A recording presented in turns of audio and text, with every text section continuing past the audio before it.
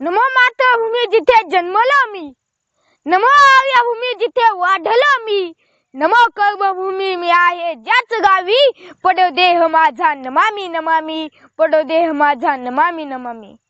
नमस्कार, मी शिवराज सुरेश कदम, 6वीतला शिकणारा.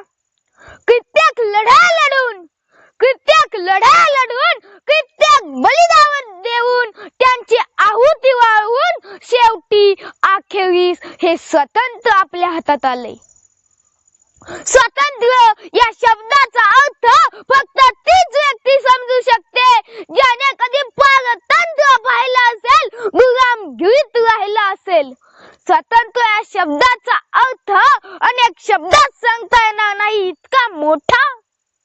खरंच आपण सर्वजण खूपच नशीबवान आहोत की त्या पारतंत्र्याच्या गुलामगिरीच्या बेड्या आपल्या हातात आल्या नाहीत. यावर आपण सर्वजण खूपच नशीबवान आहोत. मित्रांनो, भारत, हिंदुस्तान, इंडिया ही नावं फक्त तोंडावर जरी आली ना, रक्त असं सरसरायला लागतं. मान अभिमानाने उजळते. किसी ने खूब कहा है, किसी ने खूब कहा है कि हम अपनी जान के दुश्मनों को भी अपनी जान देते हैं. मोहम्मद की इसी मिट्टी को हिंदुस्तान कहते हैं, हिंदुस्तान कहते हैं. जो दुनिया में दिखाई दे उसे कहते हैं खामोशी. जो दुनिया में दिखाई दे उसे कहते हैं खामोशी, और जो आंखों में दिखाई दे उसे तूफान कहते हैं, उसे तूफान कहते हैं. आपल्या भारताला ना सोन्याची चिडिया म्हटलं जातं. का बरं? तर आपल्या भारतासारखा समृद्ध, शेती प्रधान, कृषी प्रधान भारत देश त्या काळी दुसरा कोणता तरी नव्हता हो. म्हणूनच तर कदाचित इंग्रजांना भारतातून पावलं बाहेर टाकताना खूप त्रास झाला असावा. हिंदुस्तान मिटाने का नाम भी लिया ना, उसके सर से भूत उतारेगा. हिंदुस्तान मिटाने का नाम भी लिया ना, उसके सर से भूत उतारेगा. यह आज का हिंदुस्तान ऐसा हम सीधे घर में घुस के मारेगा. 1857 ला झालेला हा संग्राम, स्वातंत्र्य संग्राम, स्वातंत्र्य यज्ञ शेवटी 15 ऑगस्ट 1947 ला शांत झाला आणि 26 जानेवारी 1950 ला हा भारत देश प्रजासत्ताक झाला. किती छान ना.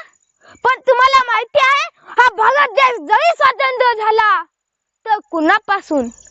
या भारत भूमीवर राज्य करणाऱ्या इंग्रजांपासून, पण धर्मवीरतापासून नाही, जातीभेदापासून नाही. हे कार्य तर आणखी चालू आहे. त्यासाठी डॉक्टर बाबासाहेब आंबेडकर, महात्मा फुले, लाल बहादूर शास्त्री, जवाहरलाल नेहरू या नेत्यांनी प्रयत्न केले, समाजसेवकांनी प्रयत्न केले. का तर या स्वतंत्र भारताच्या स्वराज्यात पडण्यासाठी. पण खंत याची वाटते अजूनही की हे कार्य पूर्णत्वास गेलेले नाही. तो हवा तसा भारत, तो हवा तसा स्वप्नातला भारत अजूनही बघायला दिसत नाही. आज या सूर्याला, आज या भारताच्या सूर्याला गुन्हेगारीचं व्यसन लागतंय. पूर्वी ना पैका रुपया माहित होता, पण आता मात्र काळा पैसा माहिती आहे. खरं तर भारत स्वतंत्र झालाय ना, आपल्या हातात आहे, सत्ता आपल्या हातात आहे. मग असं का होतंय?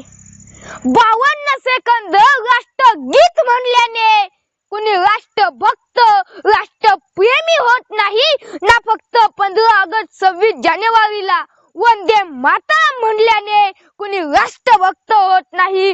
राष्ट्रभक्त होत ते राष्ट्र उभारणीच्या भावनेनं, राष्ट्रभक्त होत ते बंधुत्वाच्या भावनेनं. राष्ट्रभक्त बनता येतं त्या देशाच्या प्रगतीसाठी केलेल्या प्रत्येक प्रयत्नानं. मग प्रत्येकाला प्रश्न पडायलाच हवा की आपल्यामध्ये ते गुण आहेत का, आपण ते केलंय का, आणि जर नसेल केलं तर आपण देशभक्त आहोत का की नाही आहोत. हा प्रश्न प्रत्येकाला पडायलाच पाहिजे.